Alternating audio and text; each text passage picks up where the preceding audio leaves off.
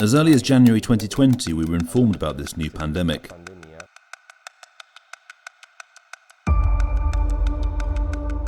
Initially, we became engaged above all at the local level in Italy to deal with the epidemic.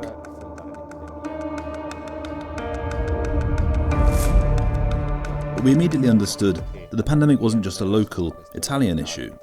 And the great fear was that if the virus were to take hold in countries where health resources were definitely at a much lower level than what we had in the West, that would have been a disaster. The SARS-CoV-2 diagnostic project started in 2020 when the pandemic began and responds to a specific need of our developing countries, in particular in Africa, that had to become more expert in the diagnosis of SARS-CoV-2.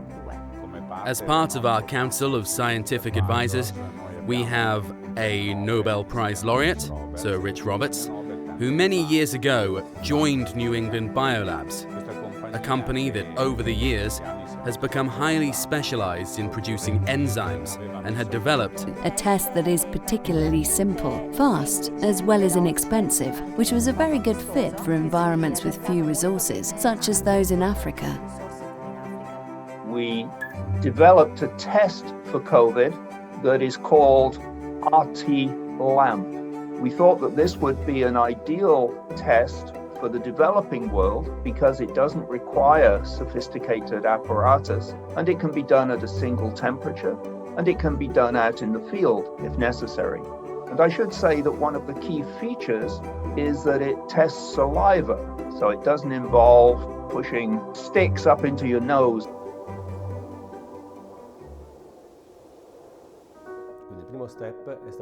So the first step was to test this method. in our BSL-3 facility, a high-security laboratory in which to handle these viruses that is also the only one available in the Friuli-Venezia Giulia region. To then contact our collaborators in Nigeria, Cameroon, Kenya and Ethiopia. Through our contacts, we were introduced to laboratories of excellence in their countries that had the ability to receive the technology and learn how to implement the tests. We organised this clinical trial, comparing in parallel the new LAMP diagnostic test developed by New England Biolabs with the standard molecular swab test that is normally used for the diagnosis of SARS-CoV-2. We all realized that this was a diagnostic that had to be established in a short time. We remember a very difficult period from the point of view also of travel. What we normally do, that is, going on site to train the people involved in the study directly, was not possible. Usually, when we start working on a project, we have to do studies for several years, deepen various aspects of the technology.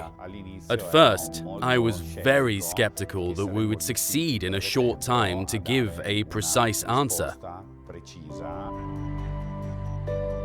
Instead, after we did the first experiment, we realized that the system worked perfectly in diagnosing the presence of viral RNA inside the samples.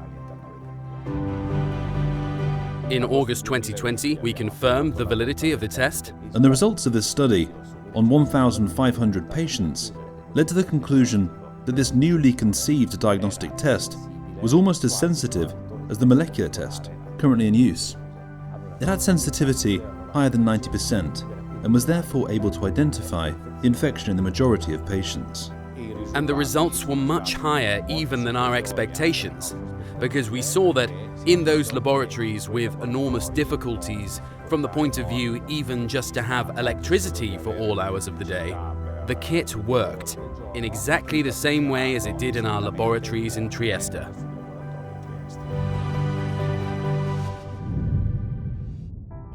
This is a classic North-South project that is a technology promoted in the north of the world that, through an international organisation like ours, reaches what is called the Global South.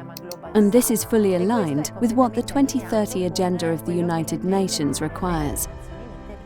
We have to remember that developing countries are often also the countries where pandemics begin, where there is the first passage from animals to humans, and so it is necessary not only to do diagnostics in the context of an already developed epidemic, but also to do surveillance to identify new pathogens at the very moment that they begin to infect humans.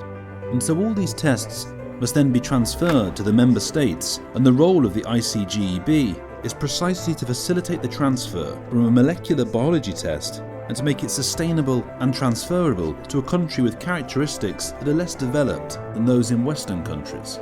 It is also very important to recognise and remember the role of the Bill and Melinda Gates Foundation, who immediately believed in this project, both in the technology and in establishing this technology in Africa, and therefore funded the project.